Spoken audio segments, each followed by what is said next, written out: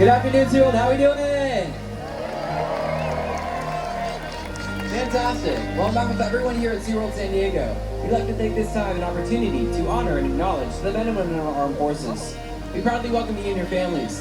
And at this time, ask that any member of the U.S. military, past or present, or any member of the armed forces of the allied nations around the world, please rise and remain standing. Here's to our heroes.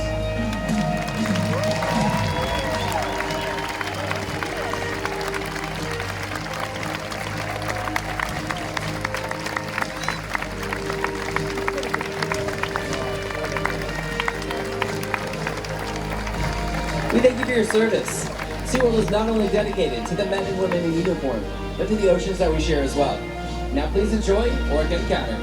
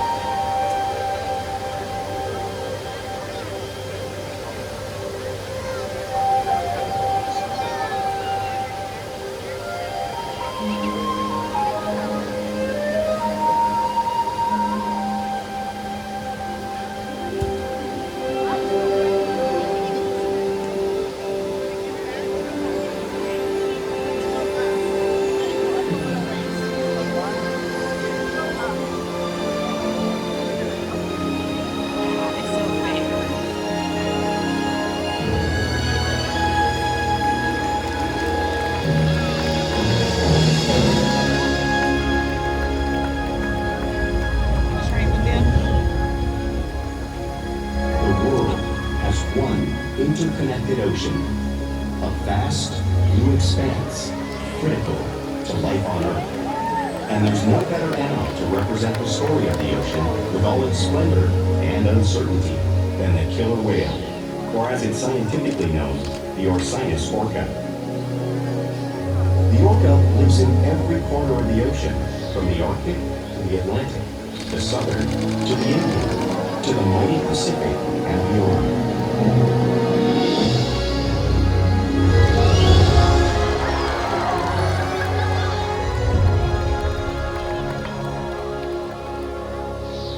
This whale's story is the ocean's story, and it is one we all share.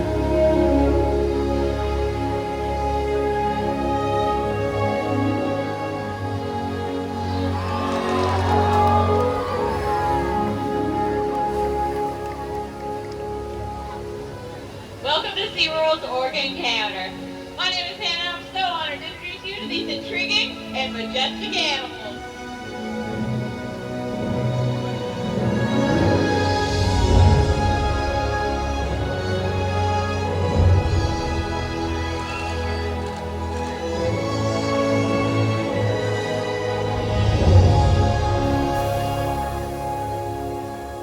There's nothing like seeing killer whales up close and learning about them and their natural behaviors.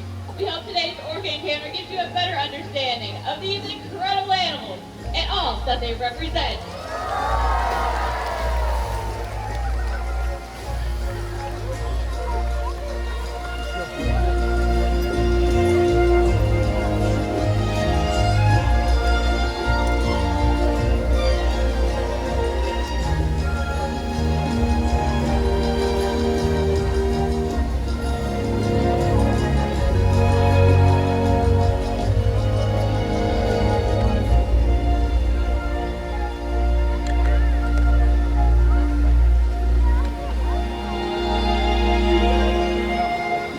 While they are found in every ocean, orcas living off the coast of Iceland are quite different than those near Costa Rica. In fact, there are at least 10 types or ecotypes of killer whales. An ecotype describes the differences between killer whale size, physical form, prey, social structure, and habitat. As As you can see, the differences are subtle, but noticeable when compared side by side. Orcas are adapted perfectly to their environments. And even the whale's black and white coloration has a purpose. It camouflages the outline of their bodies in the water, making it easier for them to surprise and catch their prey.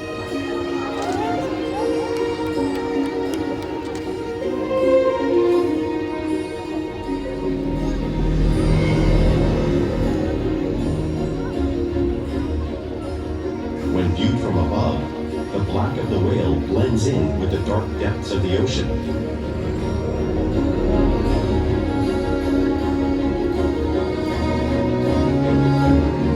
When viewed from below, the orca's white bellies match the brighter surface of the water, blending with the light above, giving them the perfect camouflage.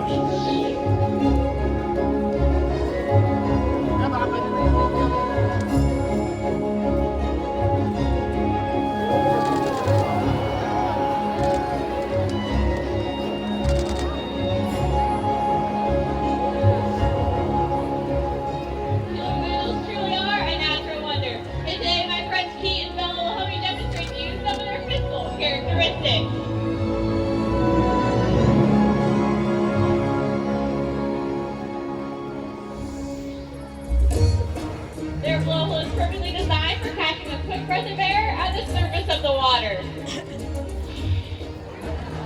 Even the location of his eyes works to his advantage. It looks like it's located in that white oval eye patch, but that is a visual distraction.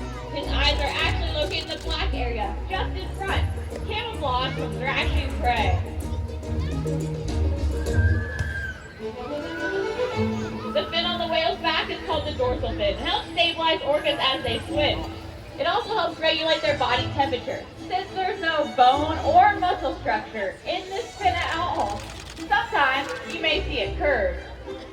The flippers on either side of the whale's body are called pectoral flippers. They're mainly used for steering and stopping. Pectoral flippers have 5 bony digits inside of them, just like the human hand.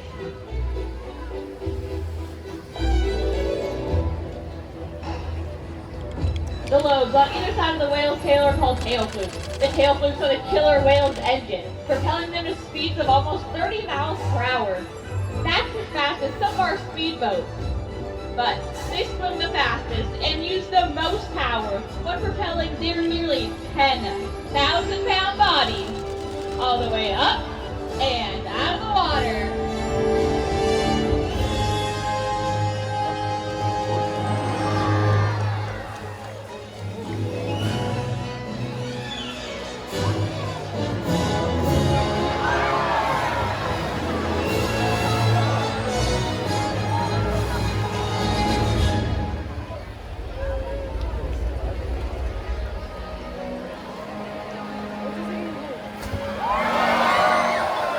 Killer whales are highly social animals, with a well-defined social structure.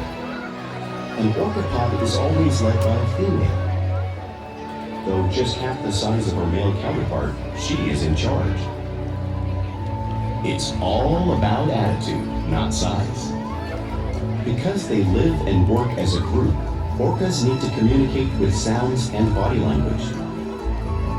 Orcas use clicks for echolocation or navigation.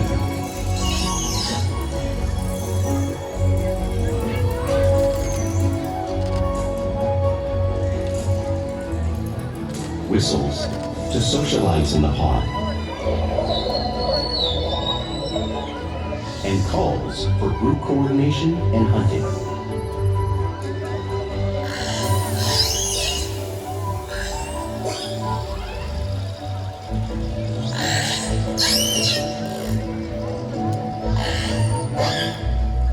Vocal development studies here at SeaWorld show that early on, calves learn vocalization from their mothers. But as they grow, they learn from others close to them as well. This is a bottlenose dolphin call that Shuka learned and even taught other killer whales here at SeaWorld. In fact, orcas are the largest members of the dolphin family.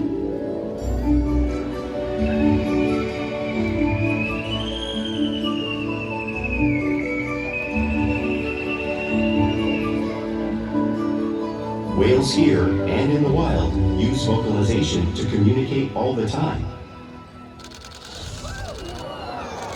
Like all animals, killer whales use body language as a form of their communication. They can use pectoral flaps at the surface of the water to show dominance or to get noticed.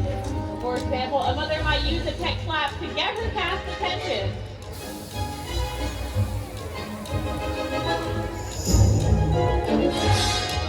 But when they really want to be heard, they preach.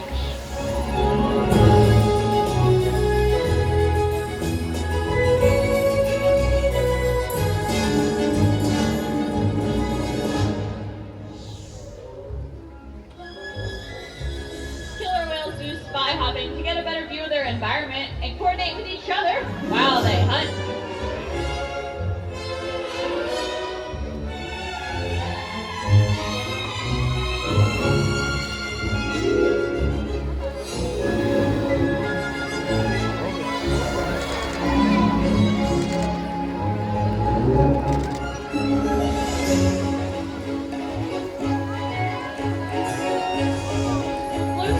Another form of communication that killer whales can use both out in the wild and right here at SeaWorld.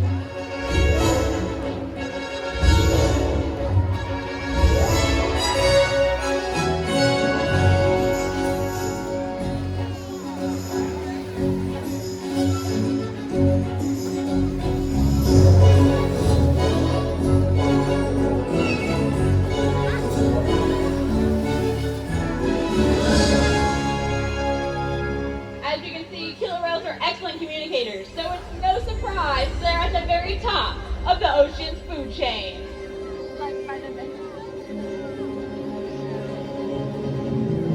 Killer whales work together to rear their young, protect their pod, and most importantly, pursue and catch their prey. Every day they cooperate to survive in the wild oceans of the world. The orca's hunting techniques are as varied as the whales themselves.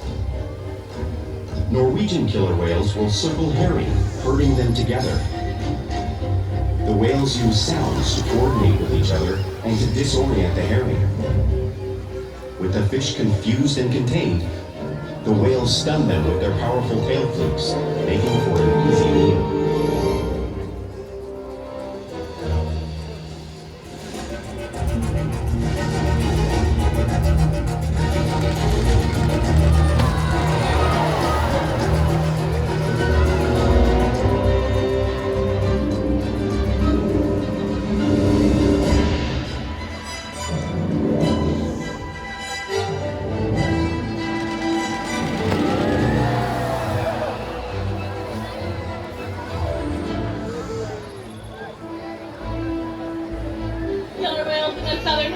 Can actually capture sea lions by pulling them right off the beach. Watch as Porky demonstrates a similar behavior right here in front of all of you.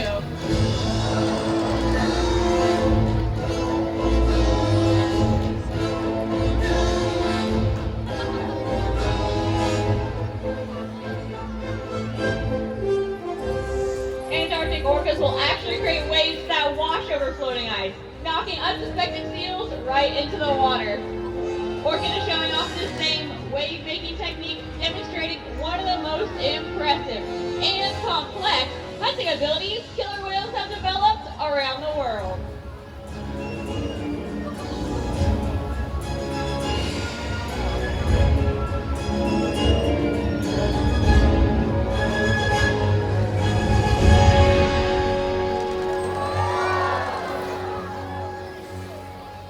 Now you just saw these waves crashing in front of you, but you can't truly imagine the amount of water displaced until you experience it firsthand. Luckily, I have a very special volunteer. Come on up. You're going to be our seals for today. Take a seat on your iceberg right here. Hang on tight to that white handle. Hold on tight so you don't get washed away. Who's ready to see her get wet? Oh, I think we can do better than that. We're about to get an entire section of volunteers absolutely ready. Let's count them down in 3, 2, and 1.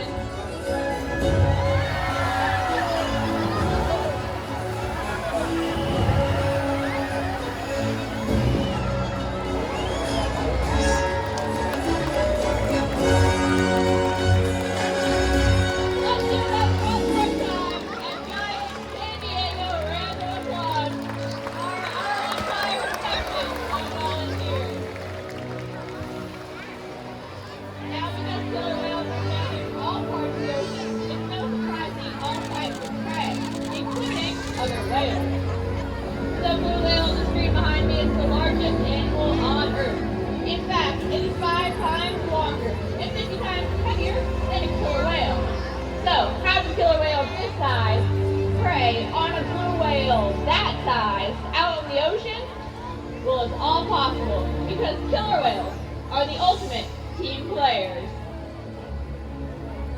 In this example, we see the larger male orcas surround a sperm whale, forming a perimeter, while the females continue to drive the whale forward until it reaches exhaustion. The calves then move in to join the adults in the group. Whatever their prey, killer whales always cooperate and hunt together, making them a highly successful predator.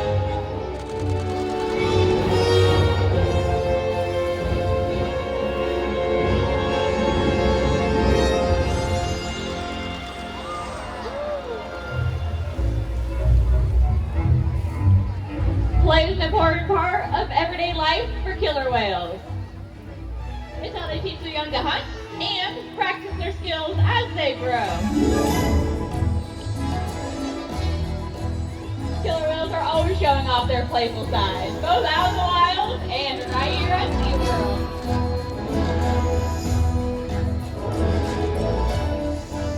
Orcas against when killer whales swim fast on the surface, breaking out of the water just briefly.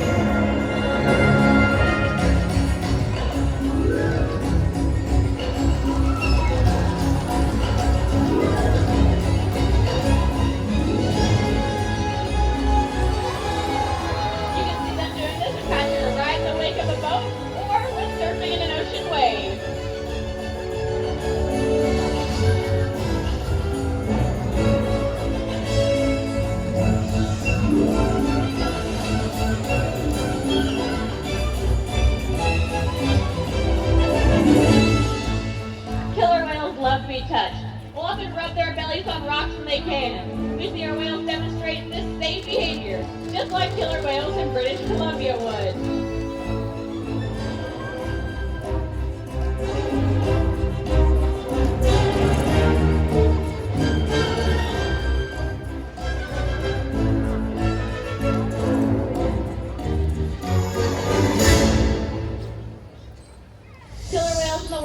Imitate one another. We see here at SeaWorld all the time. The whales are always learning from and mimicking one another.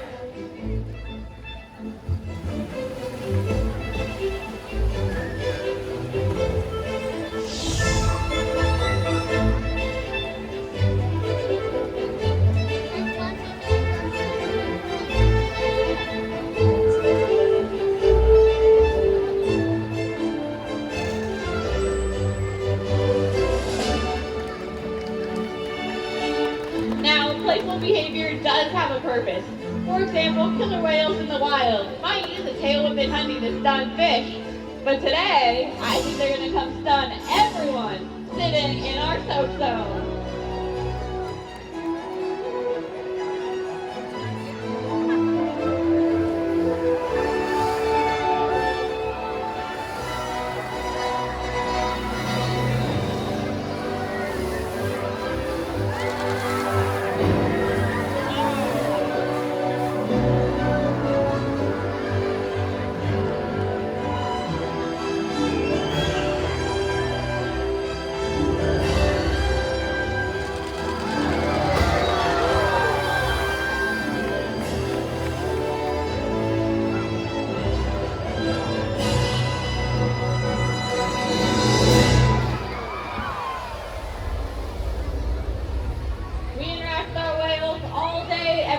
Here at SeaWorld. It helps us build trusted relationships, provide optimal health care, research, and quality of life.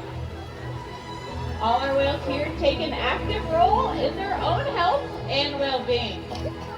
For example, they can roll over and present us their tail fluke. This is helpful in getting a voluntary blood sample from the vein that runs along the inside of their tail, as you see Corky doing on the screen.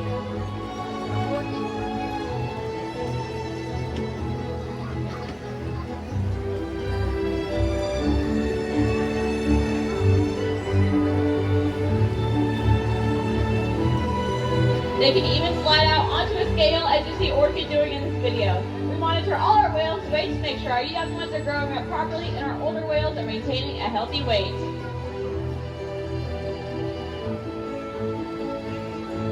We can even get a breath sample from their blowhole, all because of the trusted relationships we build here at SeaWorld day after day. Now, I want to introduce you guys to a very special member of our pod. Let's go ahead and give a big round of applause for our big man in the pod. This is Taika. Now, his name in Hawaiian means strong, it means power, but this guy is a total goofball. He is the largest member of our pod at 10,300 pounds. But guess what? The girls are in charge. So he is not the most dominant whale in our pod, but he definitely has a big, goofy energy. His favorite thing in the whole world is eating snowballs and getting back rubs from us, and definitely hanging out with one of his best friends, Corky. We interact with all our whales every day to engage and stimulate their minds. Diet, exercise, and of course play all help keep our whales in great shape.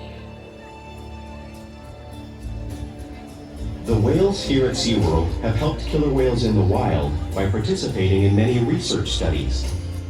One ongoing study monitors the whale's heart rate and breathing to understand how marine noise pollution from ship engines and other sources affect wild populations.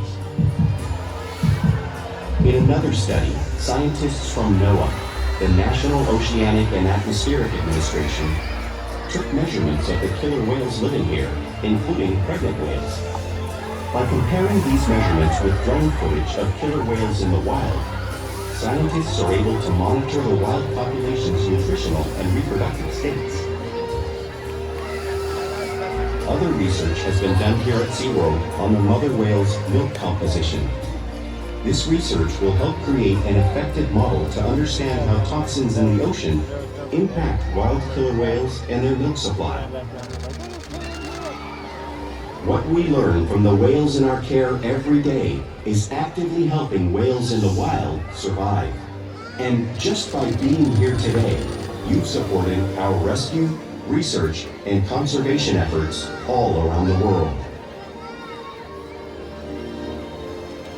If we work together, like the killer whale, we can protect the future of the Orcinus orca and this beautiful planet that we all share.